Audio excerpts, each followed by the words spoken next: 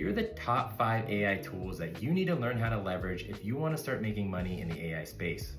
Tool number 1 is N8N, and I recommend this tool because it is the easiest way to create AI agents and AI automations if you are not technical. It allows you to punch way above your weight class if you're not a developer, and you can create solutions that people are willing to pay a lot of money for. Tool number 2 is Lovable, and I almost think of it as the N8N for front-end development. Just through prompting without any code, you're able to build web apps that actually can have back-end integrations as well via Supabase. You can have authentication, you can do Stripe, you can do user logins. There's all sorts of things that you have access to as a non-developer that can easily turn into revenue-generating projects. And tool number 3 is the one I just alluded to, and that's Supabase.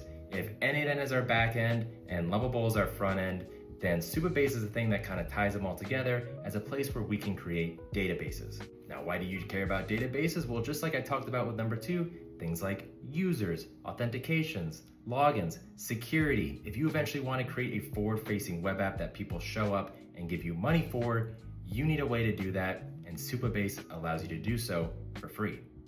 Tool number 4, and it's a personal favorite of mine, and that's Perplexity. You need to move away from using Google search, in my opinion, and start using these AI tools that take your search to another level, and Perplexity is great for that.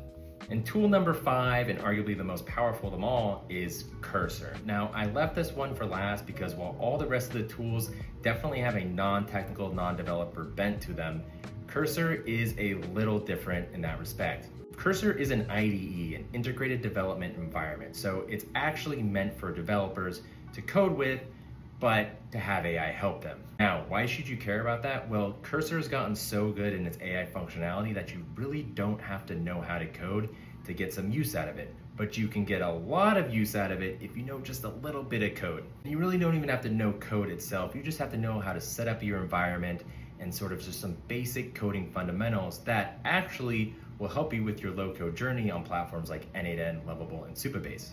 So I would highly recommend for anyone who's getting into the AI space to start dipping their toe into the Cursor waters and start playing around with it, even if it's as a hobby. So those are the 5 big tools you need to learn how to use as you progress on your AI journey. And if you're looking for help with all of those, go ahead and check out my community. I got guides that integrate all of them, and so I'd love to see you there.